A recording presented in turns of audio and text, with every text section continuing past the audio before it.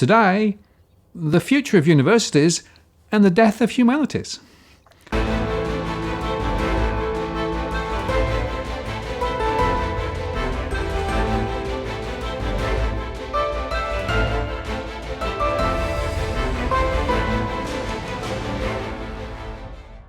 Hello again, it's Martin North from Digital Finance Analytics. Welcome to the latest post covering finance and property news with a distinctively Australian flavour. Today, I'm joined again by Salvatore Babones from Sydney University. Hi there. Hi, Martin. Thanks for having me back on the show. Well, appreciate your time. And boy, there's a big conversation to be had today about universities. Well, we were going to have a big conversation about universities, and then we got the news overnight that the federal government wants to completely reshape its funding model for the universities in response to the coronavirus revenue hits they've all taken. And this is effectively a bailout for the losses due to the loss of international students. But what a bailout. Well, while bailing out the universities, they are insisting on completely restructuring what Australians study and maybe getting rid of me in the process. Yeah, and it's really quite annoying because my perspective on university, and I admit, I went to Oxford, I did philosophy, so I'm sort of, right in the sort of the abstract end of it. But to me, university is about being taught how to think and to have the opportunity to, if you like, work the brain out, not learn specific skills. And yet it seems to me that the total focus now of the government is to tweak the university system to focus on those people with specific fields that are job ready at the end of it. So there's a fundamental philosophical question about what are universities for? Right. Well, you're, I think, both out of country and out of date, Martin. No offense. Oxford is one thing. Our reality here in Australia is another. And the 21st century reality is very different from the 20th century reality. Both of us went to universities in the 20th century, and we went to the kinds of universities where the idea was you should just get the best education possible, and then the job market would take care of itself. Of course, increasingly, universities are seen as vocational finishing schools. Now, I don't think they very effectively do that job, but that's how it's seen. So while our education minister, Dan Tehan, who has a Bachelor of Arts from the University of Melbourne, seems to believe that the only useful degrees are in mathematics and agriculture. Yet we know statistically that the least employable occupation after the creative arts is mathematics. The latest job surveys, mathematics is dead bottom of the everything other than the fine arts. And agriculture, while it is of course very important for Australia, is chronically unable to attract students simply because no one wants to study it. Interestingly, and so in this complete reshuffle, just to get people up to date, what the government wants to do is effectively double, more than double, up by 113%, the cost of doing a humanities, social science, or communications degree. The soft majors that people like me teach. I'm a sociologist. And to really push students towards what they consider the more vocationally ready hard sciences. So things like, they put clinical psychology in there. I'm not sure how hard a science that really is, but things like nursing, allied health, engineering, science all have reductions in their cost. Now, some of this is policy-driven and absolutely necessary. For example, reducing the cost of teacher education. Well, there's a chronic shortage of teachers because, frankly, it just doesn't pay to become a teacher. And the government either has to reduce the cost of the degree or increase the pay of teachers. Now, reducing the cost of the degree, if students were rational, would have absolutely no effect because, the difference of a few $1,000s spent in their university years is irrelevant compared to the earnings difference between becoming a teacher and going into business. So it shouldn't affect students. But of course, 17 and 18-year-olds are not necessarily rational. Their parents aren't necessarily rational. And these little nudges of saving a few $1,000s on education might, in fact, nudge students towards careers in teaching. So from a government standpoint, that's very cost effective. But what's not cost effective is really hitting let's face it, everyone knows they're the softer, easier degrees. Even I, who teach them, recognize that the humanities, social sciences, communication are not tough degrees to do. Now, by making those much more expensive, the government is going to shift. Well, who knows how many? I mean, does anyone out there listening know the price elasticity of demand for humanities degrees? I expect there's a lot of elasticity. A lot of students will be shifting out of those degrees. Now, here's the catch. The whole reason for this reorganization, the whole occasion, is the coronavirus crisis. The universities have been caught out by the loss of international students and the revenue that international students bring in. They've been begging for a bailout. And what they have reasonably said is that there's enormous excess demand in Australia for university places beyond what the government has been willing hitherto to subsidize. So why don't we just open up university places to allow more students to attend university, more domestic students, and then universities can recoup at least some of their international student revenue losses with new domestic students. And I think the logic of that is basically sound. But the government says that this has to be revenue neutral. Now, the only way to make it revenue neutral would be to make desirable degrees ridiculously expensive and have students stay in those degrees. Well, the government is making the desirable degrees, if you want to call them that, in the humanities ridiculously expensive, but students are not going to stay in those degrees. They're bringing the cost of the humanities up to the cost of studying law, economics, and management and commerce. Well, okay, students might be willing to pay that premium for law and commerce because those degrees are highly remunerative. They're unlikely to be willing to pay that premium for the humanities. And if there is price elasticity, that is, if students abandon the humanities in droves, well, then there goes your revenue neutrality right out the door. Sounds like a tricky balance to try and set. And as you say, you're going to see a drift, I suspect, from one area to another. But isn't there something else here? And that is, in a way, you're trying to fire at the duck while it's flying away from you. In other words, where people are now isn't necessarily where they'll be in 3 to 5 years' time when they're out the other end of the university system. The world could be quite different. Demand for different types of skills could be different too. So in a way, trying to tailor it to a particular demand at this point in time looks to me to be very risky.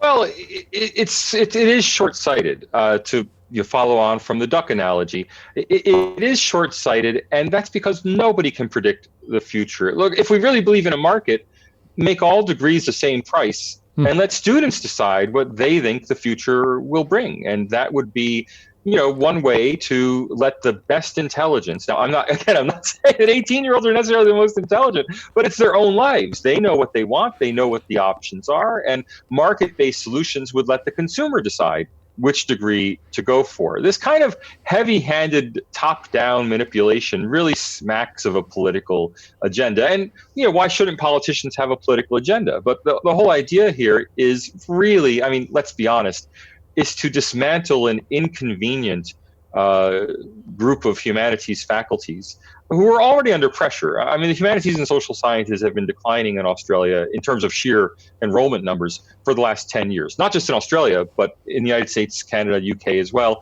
We've seen massive declines in humanities and social sciences enrollments. And when I say massive, I mean on the order of 40% over the last 10 years. Now, I don't have firm statistics on that. It depends how you look at things, but just going on my own experience in my own little place in the world, that's what we're talking about, a 1/3 to 1/2 decline in humanities enrollments. This is just pushing that already rolling stone faster down the hill. It's going to eviscerate the humanities and social sciences in Australia, with one funny exception, English. English has been exempted from this. And here you can see the politics in motion. English is going to have the lowest price of any studies in Australia. That it's right down there with math and agriculture is going to be English at the lowest price tier. And you can see the reasoning behind the scenes. That is, politicians must have been thinking, we want to make foreign language studies strategic, And it is strategic. Australia, like all English-speaking countries, has a chronic shortage of people who are qualified in foreign languages. All right. Well, what if we made Chinese cheap, but English costs 3 times as much? Wouldn't that look bad politically? And how do you fix that? Well, English is a language, right? So English should come down as well.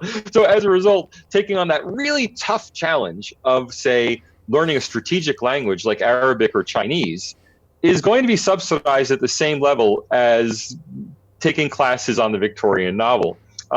And that's all transparently politically. There's no reason why English is a strategic major in any sense other than the political sense of not to look bad when compared to other language majors. Well, I can tell you something from my own experience. I used to run a large consulting firm, and I used to take an intake to graduates each year, and those graduates will be from different disciplines. And what I would often find is that those from, let's say, the mathematical or IT area had no idea about the business context. So, in fact, they were completely useless, right? Because they were very good at the maths or very good at what, but they didn't have the slightly more rounded skills that I needed as somebody in an entrepreneurial role inside a large organization trying to provide advice to businesses. So it was really tricky because essentially what there was a supply of people, but actually not the capability that I needed to be able to take my business forward. And I suspect that if we're not careful, that we're still going to find the same. Well, I actually disagree with you there in that while I'm very sympathetic to liberal arts education, it's what I wish I were able to do in my own job at the University of Sydney. The fact is what you're seeing is probably a self-selection bias. That is, the kind of person who chooses to do a degree in mathematics is a different kind of person from the kind of person who chooses to study history. I doubt that the history education, the sociology education, the English education, I doubt that is really broadening minds in the sense that we would like to believe because of the way we teach it. We don't teach the humanities in Australia as a liberal art. And it's not taught that way in the United States either. It hasn't been for 50 or 80 years. The old vision of the liberal arts is broadening the mind as non-specialist degrees, as things that every citizen should be exposed to. That's long gone almost everywhere in the world. Only a few super elite universities, maybe if you go back to your old Oxford College, you'll find that's the case. I'm not sure you'll find it even there. But in most of the world, we've specialized. It's lazy teaching for academics. Why should I have to teach broad citizenship when I teach sociology, when instead I can teach my own narrow research field? And of course, my incentive structure is replicated across everyone's incentive structure, with the result that students who study history today are not studying history. That is, they're not learning lessons of history. They're studying historiography. That is, they're studying the technique and epistemology of history, which frankly doesn't broaden the mind any more than studying mathematics or statistics does. In fact, it may be even narrower. And this is a problem. I mean, anyone who's a parent of school children can see this in their own children's assignments. That is, this narrow specialization of the liberal arts is percolated all the way down to the school level, where in elementary schools, children, instead of learning about, say, ancient Egypt and hieroglyphics and all the excitement of what happened in the past, are learning how archaeologists learn about ancient Egypt. Right? So epistemology, which we think of as this advanced, graduate school sort of topic, epistemology is being pushed down into the Australian schools curriculum, never mind at the universities. So, on the one hand, I would love to save the humanities and love to save my own job. On the other hand, I've been complaining for 2 decades that we in the humanities and social sciences no longer take a humanistic approach to our own teaching. Well, it's clearly, quite confrontational. I was talking to somebody today who basically is already out of a job, very senior position, but the academic community is already under pressure. Jobs are already going, right. And this will presumably have more of the same, won't it? Well, one of the big problems here in this big shift the government is promoting is that the areas that have been hit by declining international student enrollments, fundamentally business, but also communications, which has a very large Chinese student cohort, are the areas that are going to have the prices raised and fewer domestic students. So while the government is opening more domestic places, those domestic places are going to go to teaching areas that don't have the excess capacity. Meanwhile, the teaching areas that do have excess capacity, especially business and economics, which have lost, anywhere up to 80% of their students in some cases, those fields are going to have excess staff. And frankly, you can't simply reallocate an economist to teaching agriculture. You probably could reallocate the economist to teaching math, but the university won't do it because we are highly siloed. If you think of me personally, I teach social statistics, and I could very well teach social statistics inside a revamped mathematics curriculum. But the way universities work, I wouldn't be redeployed to doing that. If the mathematics department wants to teach social statistics, they'll hire their own statistician to do it. They won't transfer me into that role. As a result, I become redundant, and there's a bonanza for staff in fields that all of a sudden will need to increase staff levels. I mean, if we believe in price signals, if you cut the price of education in a few select fields by 50% while raising prices by 100% in other areas, that is, there's a net 4-to-1 shift in the cost of education across fields, students are going to shift. And unfortunately, for people like me, 50-year-old academics are not able to switch from teaching one field to teaching another. Yeah, it's certainly highly disruptive. One other question, which sort of is tangential but quite significant, is, of course, there is now this plan to capture some foreign students in Singapore and then bring them down to Australia and try and So in other words, another backdoor game. Is that likely to fly, literally? Well, it may fly, but it won't fly very much. We're talking trickles of students. These are demonstration projects. And for people who haven't been following it, each state has been allowed to present a plan for bringing international students in if it desires. I know that South Australia and ACT have already announced plans, but they're very small numbers. I believe South Australia is 750 and ACT is 350, something along those lines. They're very small numbers of students involved. That is a drop in the ocean of international students. And in fact, priority will be given, as it should be, to currently enrolled students. So students who are already, or not currently enrolled, but currently matriculated students. So students who are already in degree programs. We're not going to see new enrollments coming in through these mechanisms. So even if they work, they're small numbers of students, they're already enrolled. And let's face it, already enrolled students have a strong incentive just to take the online offerings being offered in place of in-person study. Of course, we might lose some who aren't willing to pay for the online offering. But if you've already done 2 out of 3 years of a degree, well, are you going to abandon it, or are you going to take the online class and grumble about it? I think students will take the online class and grumble about it. The real fiscal challenge for Australian universities is new international enrollments, which of course have come to a dead stop. And these experimental openings are not focusing on bringing in new international enrollments. So the real question there will become February, do we have a new entering class of undergraduates and crucially master's students in fields like master's in management and master's in economics, or don't we? And frankly, I think larger forces are going to mean that we don't. And those larger forces, first and foremost, are the Chinese government's incentive to use the coronavirus as an opportunity to staunch the flow of students going out of the country to study overseas. Yeah, and of course there's a little bit of PR or whatever you want to call it in terms of suggesting that maybe students from China coming to Australia might get bullied. Right. Well, there are 3 strong reasons why China will, and here I'm just going to go out on a limb and tell you, will stop new commencements at universities in Australia, North America, and the UK. The first is the Chinese universities need the students. China, of course, has had a one-child policy for 3 decades, and as a result, the cohorts of new graduating high school students, those cohorts are going to be declining throughout the 2020s. Now, counterintuitively, they were rising throughout the 2010s. And the reason was a Chinese baby boom that followed the Great Famine in the 1950s. So in the 1960s and early 70s, there was a baby boom in China.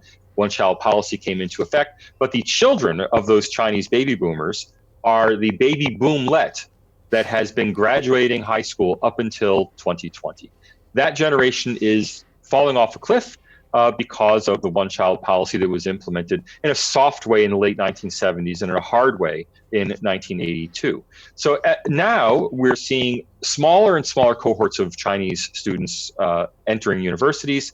The Chinese government is already closing down Chinese universities because of a lack of projected lack of students for them.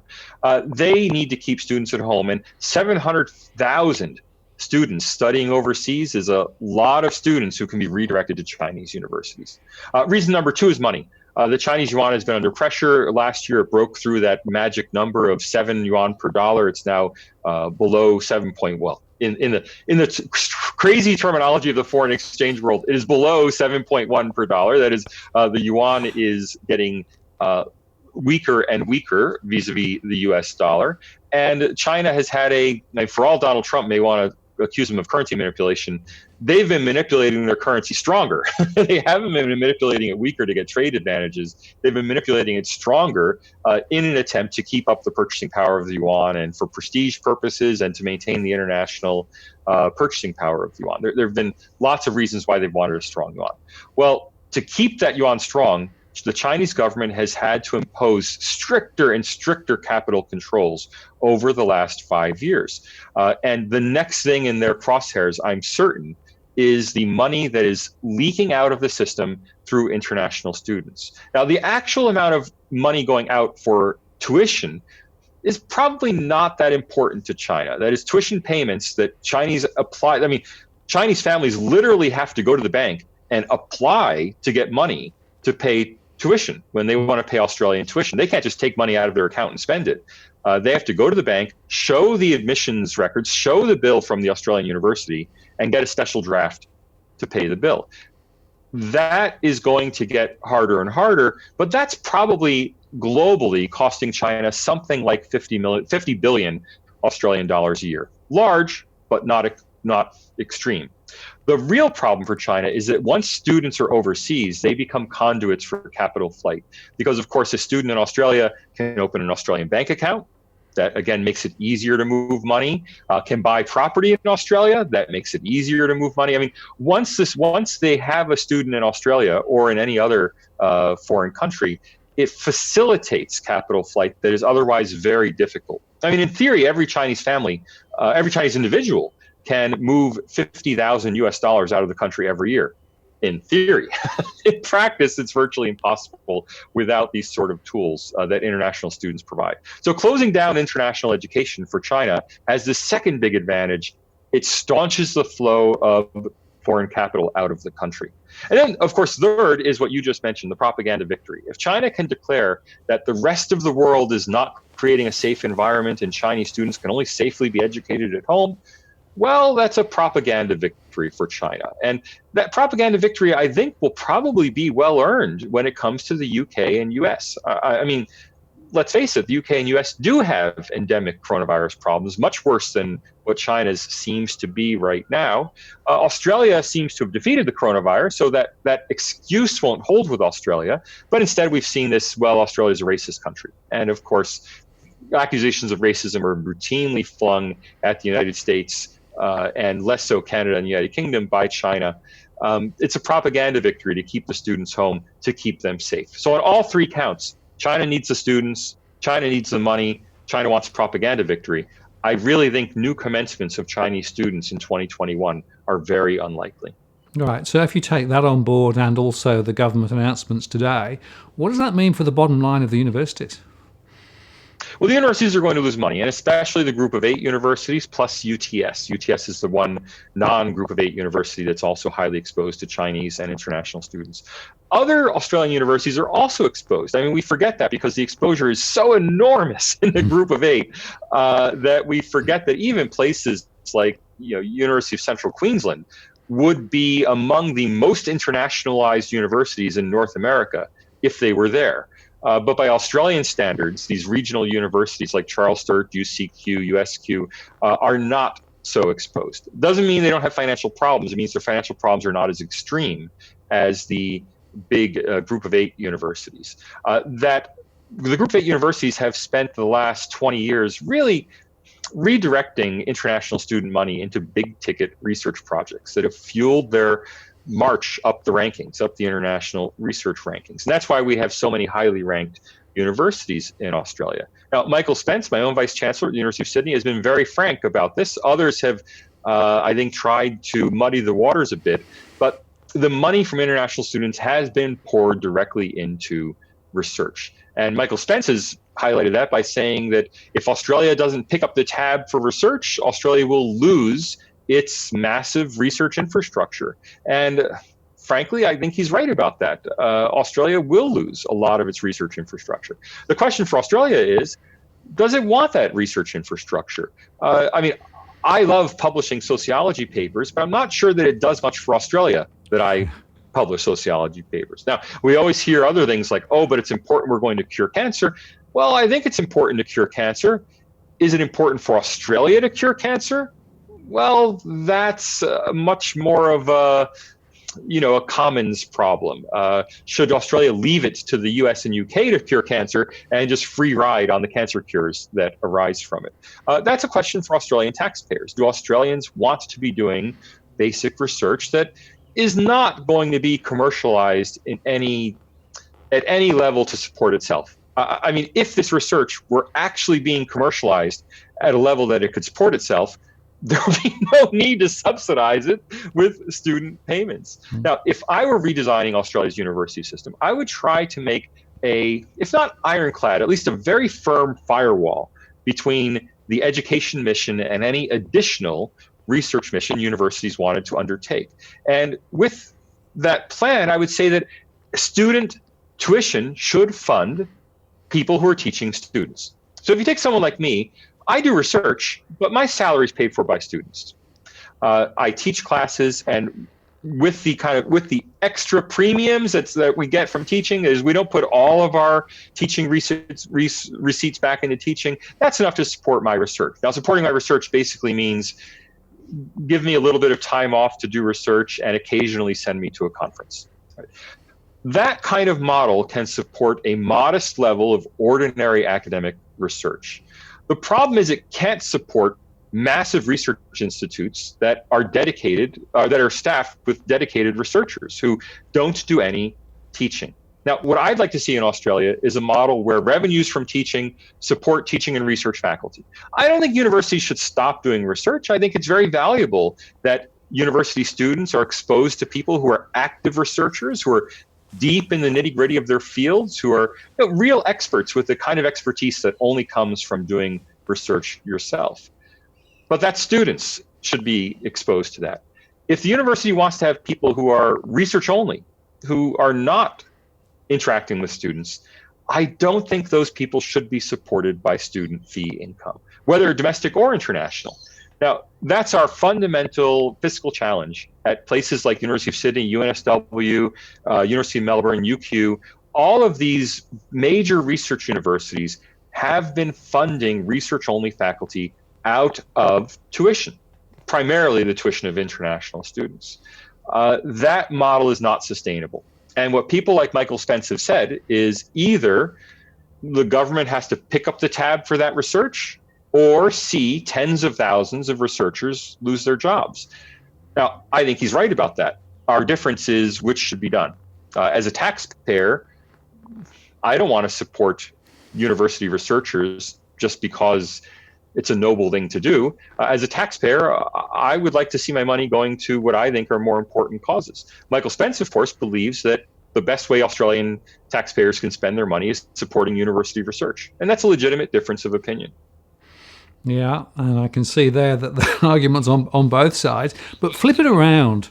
If I was thinking of going to university and I was 18 or 19 now, conscious that I'm going to have to incur debts to do it, conscious that I'm probably going to have to pick a course that is more aligned to capability rather than actually academic endeavor overall. Is that a more or less attractive proposition than, let's say, 5, 10, 15 years ago, do you think? Well, first of all, I want to remind you, no Australian student has to incur debts. They have to take on future tax liabilities. The Australian government and Australians have pushed this idea that HECS is a debt.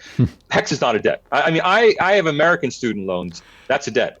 That is, I pay a set interest rate, a fixed rate interest rate from money I borrowed when I was at university. I've paid that ever since I graduated. I had a 6-month grace period after graduation, from which point I started paying debt. I had the option to capitalize the interest early on and then pay more later, and I did that. So I paid lower payments early on. I pay larger payments now that I'm 50 years old. But when I capitalized the interest, I had to pay interest on the interest that I put back into the loan. So it's a true loan. I'm paying whatever I received plus interest.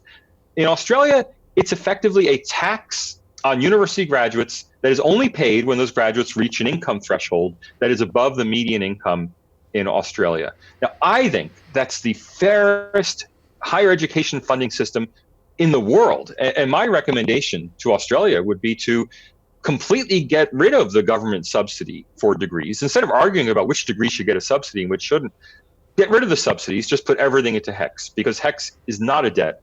HECS is an extraordinarily fair, extraordinarily well-designed taxation system that taxes those who benefit from a university education only if they benefit. And if you get that art degree and you spend your life as a starving artist, you will never have to pay for your university education.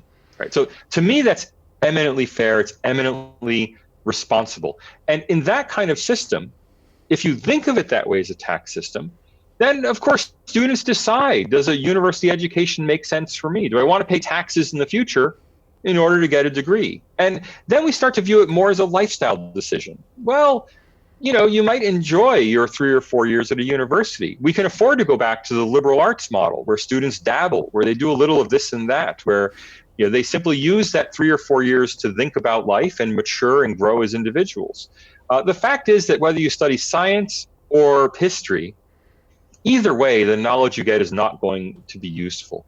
If you think about it, what use is the science knowledge that you would have gained if you had done a biology degree? I'm going to be generous, Martin.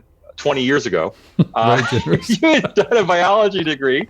Would that knowledge still be useful? No, you would have learned as an undergraduate biology student, 20-year-old biology, because undergraduates don't get the cutting edge.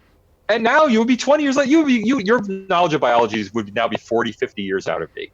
Okay, so this kind of myth that when you study the sciences, you're getting something that is going to be useful to you in life, well, it's just a myth. Now, what is useful? Things like programming classes, which are done outside of universities typically, learning foreign language, which you can do outside of a university, professional certifications, which you can do outside a university. I mean, it just so happens that accounting certifications are done inside the university system, but the certification program could probably more effectively be run outside the university system. I mean, why should a certified financial advisor be a non-university degree, but a certified public accountant is a university degree? Well, that's purely for historical reasons. My own preference would be to take these kind of professional certifications, just take them out of the university system entirely. Even learning to be a teacher. I mean, it's the best way to teach teachers to put them through a 3 or 4 year teacher education program. Or will we be better off, as many US states do now, will we be better off having students study the subject area they're interested in? That is, you want to be a history teacher, study history, and then do a 1 year certification program after you finish your history degree because you want to be a history teacher. That is, shouldn't we separate the technology of learning how to classroom teach from the knowledge base that you're going to teach in the classroom? And that basic principle could be applied in all sorts of places. Clinical psychology, again, well, do a psych major as a undergraduate student, but then if you want to become a clinical psychologist, do a 1 year professional training program. So I would like to see those functions separated. In our current world, where those functions are mingled for historical reasons in some fields, but not in others, well, the assumption underlying your question is absolutely correct. A university degree may not be worth it financially. There may be no reason to do a university degree, depending what field you want to get into. I mean, firms like accounting firms, or you mentioned consulting firms. With your consulting firm, you probably hired mainly new graduates. Was that because you needed the knowledge base they learned in their undergraduate degrees? I suspect not. It's probably just because you're looking for the best 22-year-olds in the country, and where are you going to find them? You're going to find them coming out of Sydney, Melbourne, and UQ and ANU undergraduate honors programs. And so that's where you go to look for them. Well, that's right. I mean, it was the idea. I think whether it worked or not is debatable. The idea was you had people who were brighter, therefore more able to take on new skills and to be molded into somebody who could be productive in the context of management consulting. In theory, in practice, boy, it was a hit and miss. So. Well, of course, but look at firms like Goldman Sachs. Top American investment banks like J.P. Morgan and Goldman Sachs. They don't hire finance grads; they hire Harvard grads. And what they're looking for are simply the best students. What Harvard provides for them is a selection mechanism. That is, Harvard finds what they believe are the best students and feed them to these firms that then hire Harvard, Yale, and Stanford grads. It's not that they value what they learned at those universities. It's they value the selection being done by those universities, which raises a whole nother program for another time. If we get rid of testing, as many people in the Black Lives Matters movement are demanding, well, then will these universities still perform that sorting function? And if they don't, will firms still value a university degree? Well, Martin, that's another show. Yeah, I think we probably should pick that up and look at it, because I think that in itself is a very, very interesting conversation. And again, I got some experience personally and also from my wife, who's a university professor, in terms of how she perceives the testing processes. So we'll come back to that. But look, I appreciate your time today. Thank you very much for sharing your perspectives. And it's clearly a traumatic time for many people in the university sector. So hope you keep your job, and hope you keep the enthusiasm that you have in terms of what you do. Well, anyone who's looking for a freelance intellectual, give me a call. I'll be free next year. Thanks. Good to talk to you. Bye-bye.